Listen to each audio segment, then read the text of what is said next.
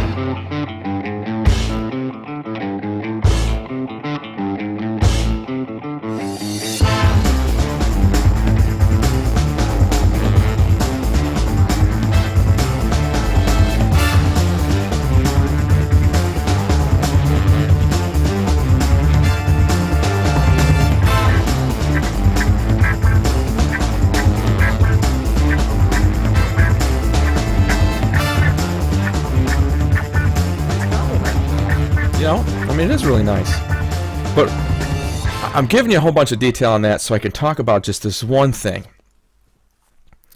You hear people, and I know it's just going to probably make me sound just like a fucking old guy, but the level of entitlement in our culture it's embarrassing.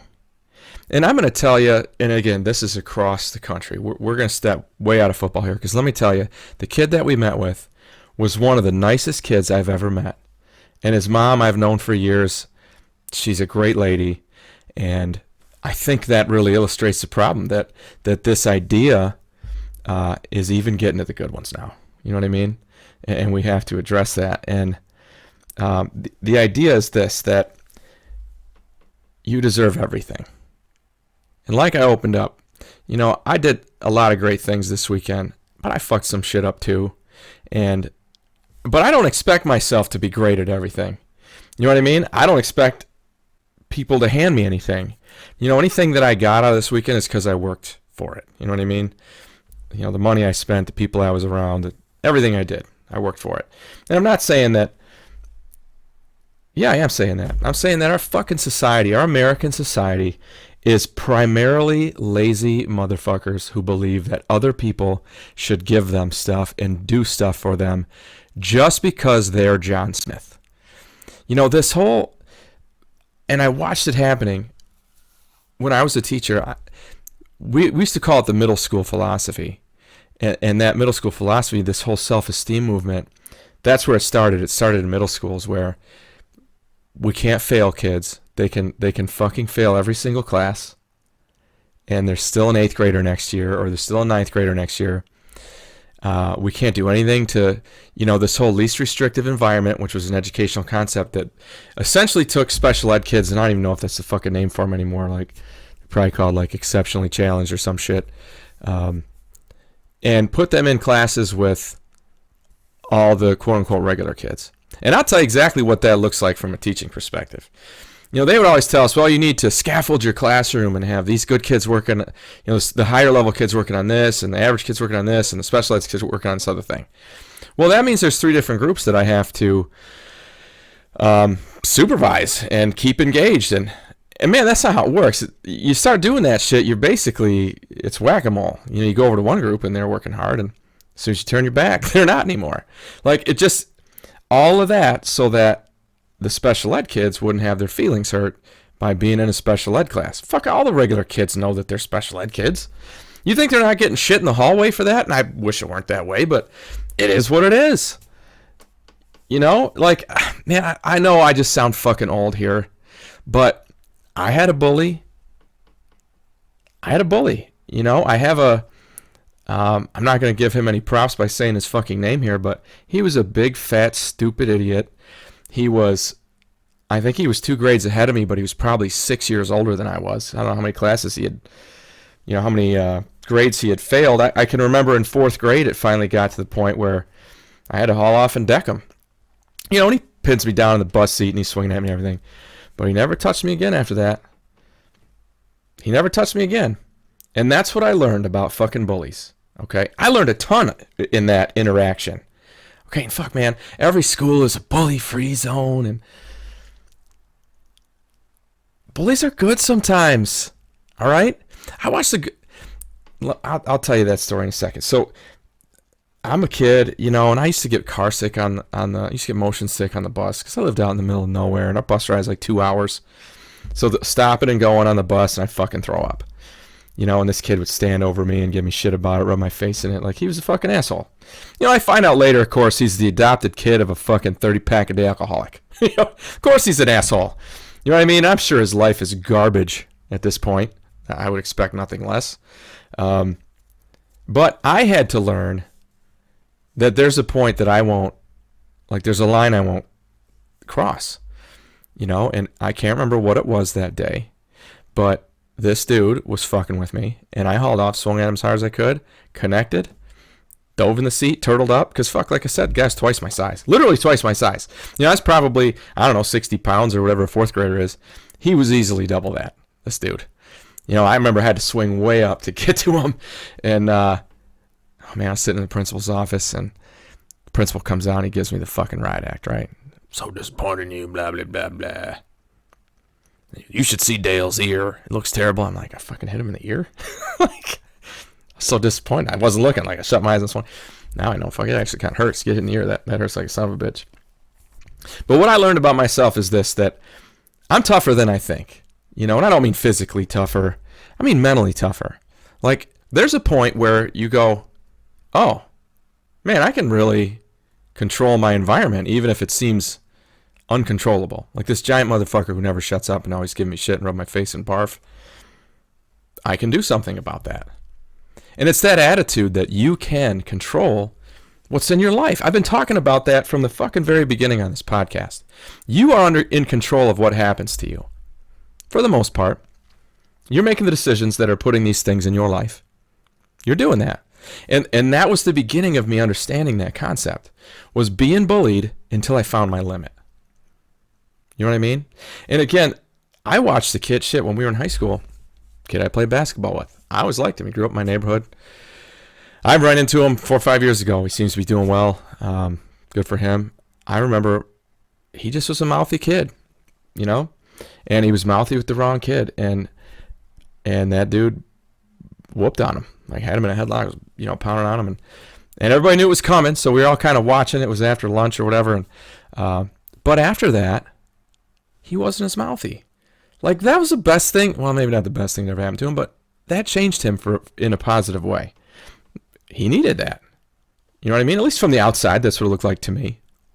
For sure. And I'd seen that happen before with older kids checking us younger guys. I had a principal one time that he used to tell the story about how, due to poaching, there was this village in Africa or some shit. And all the adolescent age young elephants would just fucking run wild and knock shit over and kill people, and they were just assholes. And it was because all the mature elephants had been poached, so there are only the young ones left, and the poachers don't go after them, evidently. So the cure was really simple.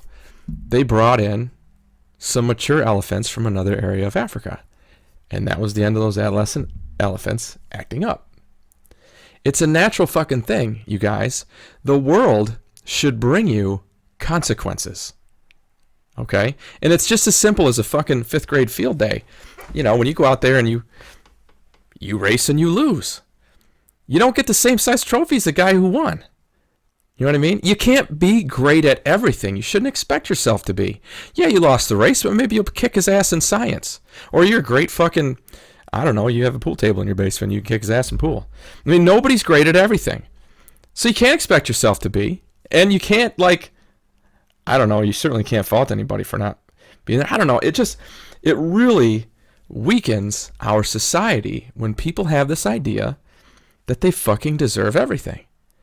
And again, this kid that we met with today was an awesome kid. I'm super excited to coach him, actually, after sitting down and talking with him and meeting him. He's the nicest kid, but again, like I said, it's the point now where even the good ones are getting kind of tainted a little bit by this sense of entitlement, that you're an 8th grader and the varsity football coach, the varsity JV head coach, and another coach are going to be there to basically talk you into staying. What did we really teach that kid? Isn't he going to walk away at least on some level thinking, well, all I got to do is kind of rattle my saber and everybody will come down and save the day for me? Didn't we kind of teach him that? I mean, and I don't think this is the kind of kid who would absorb that lesson, but he could, And again, I think his mom is sharp as fuck, really has her shit together. She did a great job raising him. She'll continue to do that. So I don't think he'll walk away with that, but man, if that word gets out, I mean, shit, now we're doing it all the time. Now we spend all of our time kissing everybody's ass so they won't leave us. Now, I believe that as long as we keep doing things well and we compete and we win and we keep loving each other like we do in this program, they'll just want to stay. And I think we're at that point right now. I think we're there. I think this is the last of that. At least that's what I hope. But you see where it creates that sense of entitlement, which ultimately makes you weaker. It does, because it makes you less able to deal with adversity. So anytime that, it's not going to be this kid again, but if adversity were to come his way, he didn't get, he didn't get as many minutes as he thought he should get, he's going to want to do that again because we just reinforced that belief. And what word gets out, I don't know. I'm really going crazy with that, but that's what got me thinking about it. And as we look across our whole culture, this isn't just a schools thing, okay? Like I said, it started in the middle school, and then those kids would get to the high school, and they'd get to 9th grade, and they would fail my class, and they'd be beside themselves that they had to take the class again, Man, and the counselors and the other teachers and the parents are like, you need to just pass him. He's a good kid.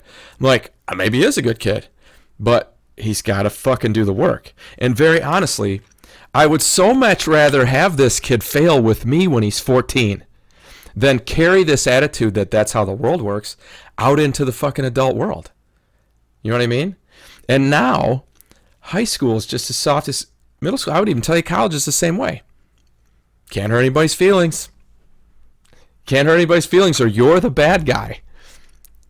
I mean, I think everyone needs some kind of praise when they're young. You need 2 things in your life. You need someone to tell you when you're doing it right, so that you can continue to do it right, and someone to tell you when you're fucking doing it wrong and bring consequences with it. When you're doing it right, there will be rewards. When you're doing it wrong, there will be consequences. But ultimately, once you leave that parental atmosphere, the consequences and rewards go away unless you give them to yourself. If you work hard, you will make money. Make money, work hard, do things right, keep yourself up, be fit, blah, blah. The other sex is going to be attracted to you. You'll end up getting a good partner. Like, those rewards come your way when you're doing it right. And again, in the world, the rewards will come your way if you fucking do it wrong, or the consequences will, right? You fuck up, you go to jail. Right? You do something stupid, you go to jail. That's how the fucking world works, guys. That's what being a kid's about. We're supposed to be given this mini adult life. And adult life is not, you get anything you want whenever you want it. And you're great at everything. And we're never going to hurt your feelings. Bad news, bro. The world's going to hurt your feelings, okay? And the weaker we get with this bullshit, the weaker we get. I think about the political correctness bullshit. You know, I heard fucking Tim Kennedy talk about this on Instagram today or yesterday or whatever. And he was talking about exactly that. China is getting stronger. They don't give a fuck about hurting anybody's feelings. They just get stronger every day. I read an article also Tim Kennedy put out talking about how China's got these programs in place to make boys manlier. You know? And we essentially are trying to take masculinity away from men. Now, who's going to win in that fucking war? Right? You think that, like, the kid who doesn't know how to be a man and doesn't want to hurt anybody's feelings is going to win the war against the manly fucking culture who doesn't give a shit? I mean, it's a tale as old as time. I mean, that's how Rome went down. Fuck, pay attention, right? That's how that shit goes. The reason the political correctness becomes a problem is this. You spend more of your time worrying about hurting people's feelings than you do about than you spend doing your job well. You know what I mean? You know, I talked about this in the leadership podcast last week, that if you're doing things right, you're going to piss people off. You are, if you're doing things right. If you're trying to navigate the world without making anybody angry, you are invariably going to be incredibly vanilla. You'll get nothing done. Your legacy will be, oh, cool, you didn't piss anybody off. But you will have done nothing. Okay? That's what I talked about last week. And so the more politically correct you become, I just fucking heard that our president has decided, him and the vice president have decided that the United States is wholly founded on racism. Like the 1619 Project or something, like the first slave came over in 1619.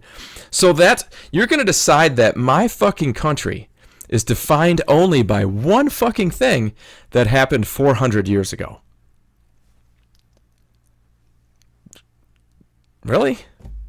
Like, can't it be defined by some positive shit? I mean, that was a different fucking world, right? I wasn't there. You weren't there. Fuck, it was 400 years ago. And you're going to say that's what our country is founded on? Fuck, you want to pick something bad, say it's a bunch of rich dudes who didn't want to pay their taxes. I mean, that's certainly at least part of it. You know what I mean? Now, that's a negative. I could tell you a million positives that founded our country, for sure. You know, also when I was a teacher, there was this strong emphasis on the global economy, right? And it was the same voices telling us that we couldn't hurt anybody's feelings and everything had to be politically correct. They were telling us, oh, we're in a global economy. We've got to find a way to be competitive, right? But we're consistently weakening ourselves by never hurting anyone's feelings. Like, how do those things jive together? You know what I mean? Like, we have to compete with these other we can't rest on our laurels, you guys. Everybody else has the internet. Pretty much everybody else has freedom. You know what I mean? Like, it really is a global economy. And right now we are, I mean, I'm not saying we go back to fucking survival of the fittest, but for fuck's sake, if you're not the best at what you're doing, you shouldn't be getting a fucking trophy for it. You know what I mean? And that isn't just kids. Like, it's fucking happening in office environments now. Like, the adult world is changing. You know?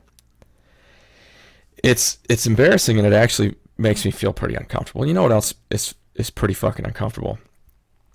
As a result of this fear of hurting people's feelings, this is what will happen to you if you are if you are labeled a racist or you make an insensitive comment or some shit like that, you'll get what's called deplatformed, which you can define that in many ways depending on what is the level of your responsibility. Like, if YouTube decides they don't like the shit that I say, and fuck, man, I get 30 to 50 viewers, like, so nobody's going to report me on this shit, but they will take me off of YouTube. They'll take me away. They'll take away my platform, my ability to talk to other people. You know, and that's their right. YouTube's a privately owned company, I think, and it's not government owned anyway. So the whole First Amendment shit, yeah, I can say whatever I want to, but YouTube's a private company. They don't like me, fine. They can cut me off. Now, I don't like that, but I don't think that they're taking the high road for the right reasons. I just think they're afraid. Because if I were to say some things they didn't like and their name were attached to that, they're afraid of that they'll get deplatformed, right? That they'll be labeled whatever the fuck I am at that point. Now, follow me on this. You know, I'm not the best at history. I couldn't remember the fucking name of Central America last week, for shit's sake. But in the 50s, there was a thing called McCarthyism. Joseph McCarthy was a senator out of Wisconsin, I'm pretty sure. And this guy led a movement, an anti-communist movement, okay? He fucking went after everybody and said they were communists. Because at that time, being a communist was, you know, essentially a universal American term for bad person. Because we were in the thick of the Cold War with the Russians and, you know, and whoever else was with them, Soviet Union, right? They were communists. They were the bad guys. And you didn't want to be affiliated with them in any way. And so as soon as you got labeled a communist, whether you were or you weren't, you'd get deplatformed. And in most cases, they were fucking wrong. And, you know, the book, The Scarlet Letter, right? So I'm an English guy. It's about the Salem witch trials. And Hawthorne was really doing a commentary on McCarthyism, basically saying that this communist shit was a witch hunt. And, I mean, shit, everybody knows how the witch hunt worked. They accused all these women and men of being witches, and I mean, witches don't exist, bro. I was talking to this girl on a dating app once, this long time ago, and she said she was a witch, so I'm like digging in, like I'm asking her all these fucking questions. I'm like, you ride on a broom? It's fucking outrageous. It's outrageous. You know, you think you're a witch. You needed somebody in your life to give you some fucking consequences for being a dipshit, okay? Now, I know I sound like a fucking bully, and I handled bullies really well when I was a teacher. I would tell them, like, listen, man, you guys want to make fun of each other and everybody's okay with it? Great. I make fun of my friends all the time. I'll make fun of you. You'll make fun of me. It'll be awesome. It'll be a great way for us to bond. But as soon as somebody doesn't like it, you have to stop. And I'd tell them, you know what? And if you keep going after they stop, then I will make fun of you. And I'm much better at it than you are. I've been doing it for a long time. You'll want to dig a grave for yourself right here in the carpet and bury yourself. Like, I'll take you down, right? My point is that the world is what it is, okay? We've got this. It's a tough place, okay? It's going to be competitive at some point if you really want to succeed. It's going to be competitive, whether it's law school or getting a job or getting promoted. There's going to be competition. Somebody's going to win. Somebody's going to lose. And the more prepared for that you are, the happier your life is going to be. And ultimately, you need someone to kind of let you know what's going to help you in that pursuit and what is not. And being a witch ain't going to fucking help you. You know? I don't know. I kind of got off task there, or off topic, but my point is that when you are labeled as insensitive or non-politically correct, or you say some things that basically don't lean real hard left out in the world, then you're going to get deplatformed, which is the modern equivalent. It's the touchy-feely, safe version of getting burned at the stake for being a witch. It's true. It's the same shit that happened to the people in the 50s over the communism shit. You know, perhaps the most tangible thing that's happening in our fucking society right now is this cancel culture bullshit. Now, you tell me, what is the difference between canceling a book or a song or saying that advanced math is racist What is the difference between that and book burning? You tell me the difference. Now, I hope we can all agree that the book burning and shit that happened, fucking Nazis did that all the time. You know? They did it all the time. You tell me what's the difference, because I'd love to hear that argument. I really would, because it's the fucking same shit. You know what? The way that the country is going, it's becoming socialist. And fucking do the research. There has never been a successful socialist culture. Now, there have been some hints of socialism. Shit in Sweden, Norway, what do you call it? No, I'm going to blank on fucking geography again. Clint's going to give me some shit about it. But Scandinavian countries have some socialist things. We as Americans have some socialist things. Our healthcare is somewhat socialized. We've got entitlement programs, welfare programs, Social Security. You have to be at least a little socialized, right? Because again, roads, all that stuff. But a fully socialist culture is successful at a max. Well, I would tell you, a communist culture is successful at a max of 150 people. Anything over that, now you have a dictatorship.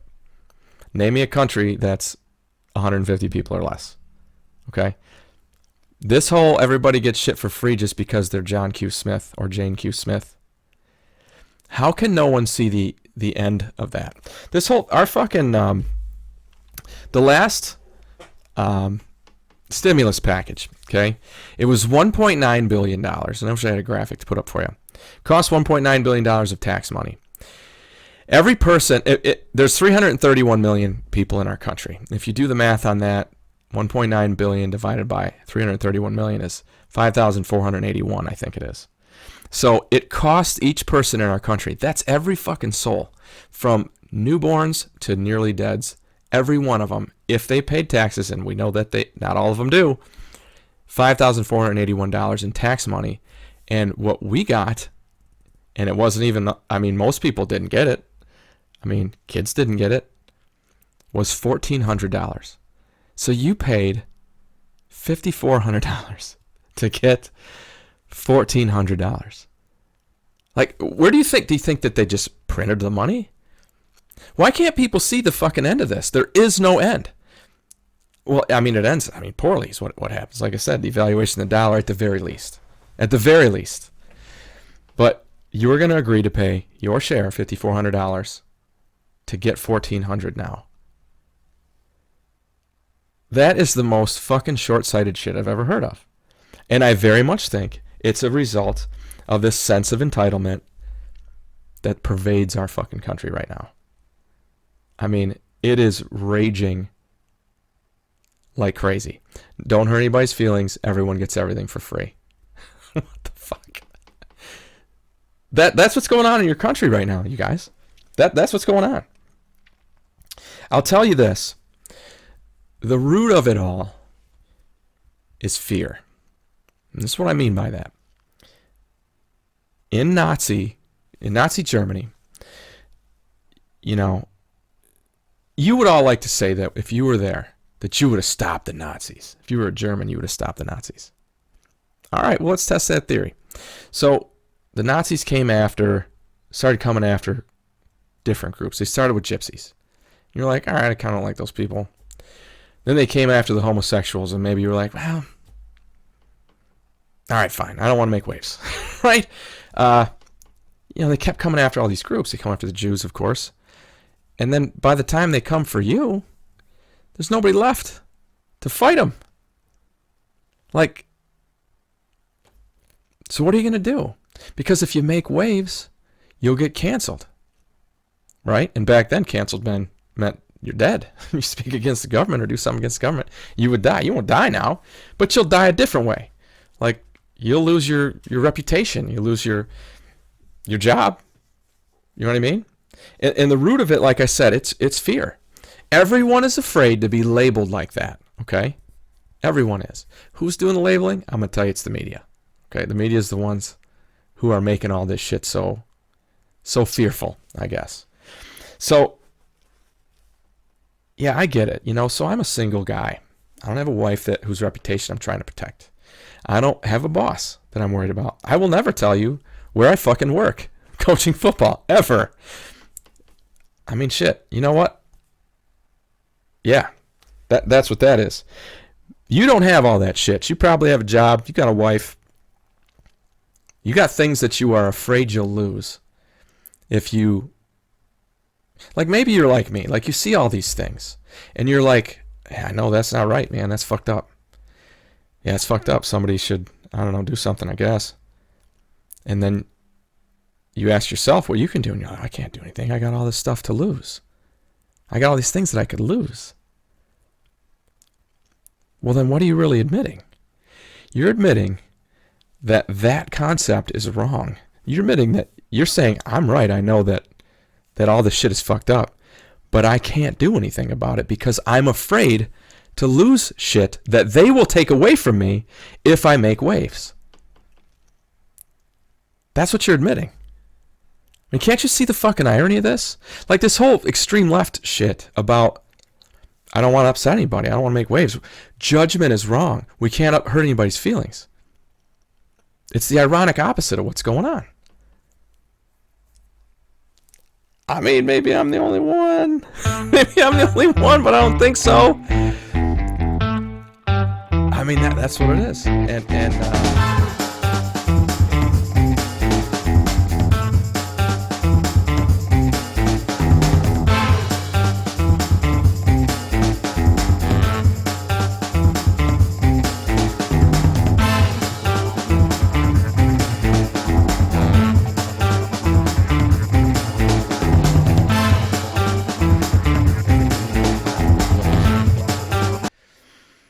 Right? Because they're afraid someone will associate them, will put a label on them because I'm associated with them.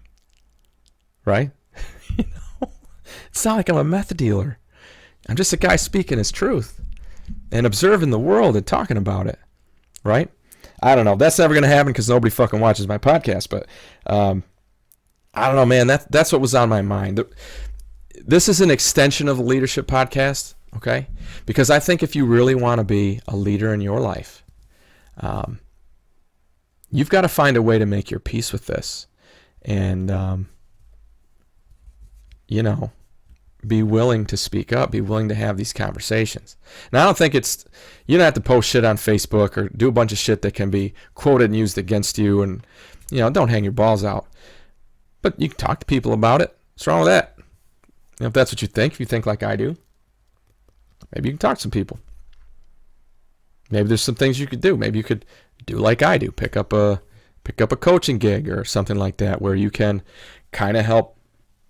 You're not indoctrinating, you're not waving somebody one way or the other, but the way that you handle yourself, the way that you talk about the world, that impacts people around you. You like it or not, it does. Just talk about it at the water cooler. You know, that's not unreasonable. You know what I mean? I know, and then you'll get into the group meeting and you're just going to clam right up. Because you're afraid, dude. And I'm not fucking telling you you're a pussy. I get it, man. You got other people you got to keep happy. That's how the world works. But think about that. Maybe there's a way. Maybe there's a way. I don't know. I'm just one guy complaining. Again, yeah, that thing about recruiting that kid back, that was hard on me. I think bullies are good sometimes. Sometimes you need them. You know? Yeah, I think that it can toughen you. It made me better. The weaker we get, the worse we're going to be in a global economy. Deplatforming it's being burned at the stake. And it's because everyone else is afraid to make waves. Don't be fucking afraid to make waves. Everybody who's been successful, anyone whose name you'll read in a history book, fucking made waves. They didn't mind upsetting people. All right? My name is Travis Neville. I wrote this book called The Jossman Method. You can get this thing on Amazon and Audible and fine bookstores everywhere. You can get it at my publisher, which is Atlantic, out of Ocala, Florida. Man, I hope that this discussion will help you in some way. Get your shit together. Thanks, you guys. Have a great week.